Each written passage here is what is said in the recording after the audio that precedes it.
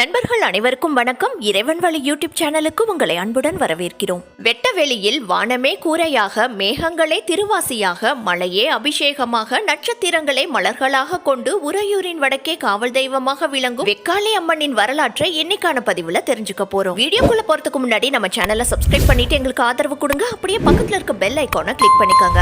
அதான் நாங்க போடுற எல்லா வீடியோஸையும் உங்களால மிஸ் பண்ணாம பார்க்க முடியும். முக்கால சோழர்களின் தலைநகரமாக இருந்த உறையூருக்கு வாகபுரி, கோலியூர், முக்கீஸ்வரம், உரந்தை, வாரணம், தேவிபுரம், வேதபுரம், உரகபுரம் என பல பெயர்கள் உண்டு. உறையூரை சூரவாதித்த சோழன் உருவாக்கிய ஊர் என்பார்கள். பொதுவாக ஊர்களை அமைக்கும் பொழுது ஊர் காவல் தெய்வங்களை ஊர் எல்லையில் எழுந்தருளச் செய்வதும், வீரத்தையும் வெற்றியையும் அருளும் தெய்வங்களை வடக்கு நோக்கியும் அமைப்பது வழக்கம். அதேபோல் கருவறைக்குள் இருக்கும் சுவாமிக்கோ அம்மனுக்கோ கருவறைக்கு மேலே விமானங்கள் அமைப்பார்கள். ஆனால் உறையூரில் இருக்கும் வெக்காளி அம்மன் திருக்கோயில் இவற்றிலிருந்து முற்றிலும் வேறுபட்டு அமைந்திருக்கிறது. வானமே கூரையாய் கொண்டு வெட்ட வெளியில் காட்சி அளிக்கிறாள் வெக்காளியம்மன். இவ்வாறு வெக்காளியம்மன் அமர்ந்திருப்பதற்கும் ஒரு வரலாறு இருக்கிறது. உறையூரை வன்பராந்தகன் என்ற மன்னர் ஆட்சி செய்த காலத்தில் சாரமா முனிவர் நந்தவனம் அமைத்து அதில் பல்வேறு மலர் செடிகளை பயிரிட்டு அதில் மலரும் மலர்களை தொடுத்து நாள்தோறும் திருச்சி மலைக்கோட்டையில் இருக்கும் அருள்மிகு தாயுமான சுவாமிக்கு அணிவித்து வந்தார். இதை கவனித்துக் கொண்டிருந்த ஒரு பூவணிகன் மன்னரிடம் நல்ல பெயரை பெற வேண்டும் என்று எண்ணி சாரமா முனிவருக்கு தெரியாமல் நந்தவனத்தில் இருந்த மலர்களை பறித்து மன்னருக்கு அளிக்க தொடங்கினான். உயர்வான மலர்களை கண்டதும் உளம் கனிந்த மன்னர் வன்பராந்தகனோ நாள்தோறும் மலர்களை பறித்து வருவதற்கு உத்தரவிட்டார். இதனால் நந்தவனத்தில் பூக்கும் மலர்கள் நாளிற்கு நாள் குறைந்து கொண்டே இருக்க அதிர்ச்சியடைந்த சாரமா முனிவர் ஒரு நாள் வணிகன் பூ பறிப்பதை கண்டுவிட்டார். உடனே மன்னரிடம் சென்று நடந்ததை கூறினார். ஆனால் நீதி வழங்க வேண்டிய மன்னரோ பொருட்படுத்தவில்லை. அதனால் தாயுமானவரிடம் முறையிட்டார்.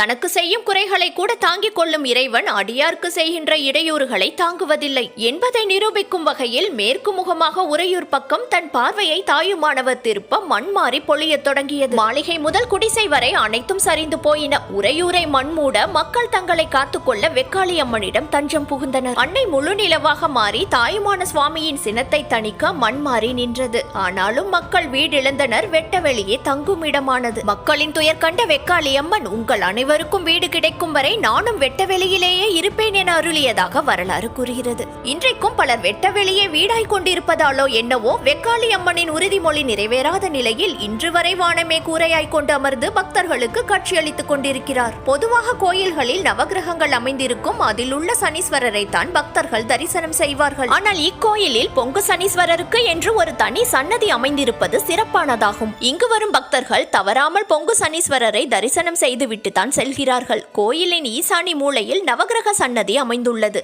அன்னை பராசக்தியின் அவதாரங்களில் முக்கியமானது காளி அவதாரமாகும். மேற்கூரை இல்லாத அம்மன் கோயில்களில் அம்மன் இடது காலை மடித்து அமர்ந்திருப்பார். ஆனால் உறையூர் அம்மன் சன்னதியில் வடக்கு நோக்கிய யோக பீடத்தில் கம்பீரமாக அமர்ந்து காட்சியளிக்கும் வெக்காளி அம்மன் வலது காலை மடித்தும் இடது காலை அசுரன் மீது பதிய வைத்தும் காட்சியளிக்கிறார். ஒரு கையில் திரிசூலம், ஒரு கையில் உடுக்கை, மற்றொரு கையில் பாசம், இன்னொரு கையில் அக்ஷய பாத்திரம் என 4 கரங்கள் கொண்டு கழுத்தில் திருமாங்கல்யம், முத்தாரம், அட்டிகை, தலையில் பொன்முடி, கையில் வளையல்கள், இடுப்பில் யோகப்பட்டம் அணிந்து பேரழகாய் ஜொலிக்கிறார். மதுரையை எரித்த கண்ணகியின் சாபம் தீர்க்க நெடுங்கிள்ளியின் மகன் பெருநற்கிள்ளி எடுப்பித்த பத்தினி கோட்டமே இப்போது வெக்காளி கோயிலாக உள்ளது. ஆகையினால் வெக்காளி கண்ணகியே என்றும் அதன் அடையாளமாகத்தான் தேவி வீர ஆசனத்தில் தீஜ்வாலையுடன் நாகமும் கொண்ட கிரீடமும் சிவந்த அதரங்களும் கொண்டு விளங்குகிறாள் என்று கூறப்படுகிறது. இக்கோயிலில் 12 மாதமும் திருவிழாக்கள் தான். சித்திரை மாதத்தில் சித்திரை பெருந்திருவிழா, வைகாசி கடைசி வெள்ளியில் மாம்பழ அபிஷேகம், ஆனி 3வது வெள்ளியில் காய்கனி அலங்காரம், ஆடி மாதத்தில் அனைத்து வெள்ளிக்கிழமைகளிலும் சிறப்பு அபிஷேக அலங்கார வழிபாடு, ஆவணியில் சதசண்டி பெருவேள்வி மற்றும் பெருந்தீப வழிபாடு, புரட்டாசியில் நவராத்திரி திருவிழா, அம்பு போடுதல், கார்த்திகையில் தீப திருவிழா, சொக்கப்பனை கொளுத்துதல், மார்கழியில் திருப்பள்ளி எழுச்சி வழிபாடு, தை வெள்ளிக்கிழமைகளில் தைப்பூச திருநாளில் அம்மன் புறப்பாடு, மாசி கடைசி ஞாயிற்றுக்கிழமைகளில் ஏகதீன லட்சார்ச்சனை, பங்குனி முதல் வெள்ளிக்கிழமை மலர் முழுக்கு வழிபாடு மற்றும் சித்திரை பெருந்திருவிழா தொடக்கம் ஆகியவை நடைபெறுகிறது. இக்கோயிலில் தினந்தோறும் காலை 5:15 மணிக்கு நடை திறக்கப்பட்டு இரவு 9 மணிக்கு சாத்தப்படும். காலை 5:30 மணிக்கும் பிற்பகல் 12 மணிக்கும் கட்டண அபிஷேக வழிபாடு நடைபெறும். அதன் பின் அர்த்தசாம வழிபாட்டுடன் சன்னதி திருக்காப்பிடப்படும். சோழர்களின் குலதெய்வமாகவும் போர்க்கடவுளாகவும் விளங்கியவள் வெக்காளி என்னும் கொற்றவை. இவள் வெற்றியை அருளும் வீர தேவியாக, பாதிக்கப்பட்டவர்களுக்கு நீதி வழங்கும் நீதி அரசியாக, குறைகளை தீர்க்கும் குலதேவியாக, தீமைகளை அளிக்கும் ஸ்ரீதுர்க்கையாக, சுருங்கச் சொல்லின் பக்தர்களுக்கு தாயாக விளங்குகிறாள். நண்பர்களே, அருள்மிகு உறையூர் வெக்காளி அம்மனுடைய வரலாறை தெரிஞ்சுக்கிட்டோம். இந்த பதிவு உங்களுக்கு பயனுள்ளதா இருந்திருக்கும்னு நம்புறோம். இந்த வீடியோ உங்களுக்கு பிடிச்சிருந்ததுன்னா நம்ம இறைவன் வழி யூடியூப் சேனலை சப்ஸ்கிரைப் பண்ணிக்கோங்க. மேலும் இது போன்ற ஆன்மீக தகவல்களை தெரிந்து அறிந்து கொள்ள பெல் ஐகானை கிளிக் பண்ணிக்கோங்க. மறுபடியும் சந்திக்கலாம். நன்றி, வணக்கம்.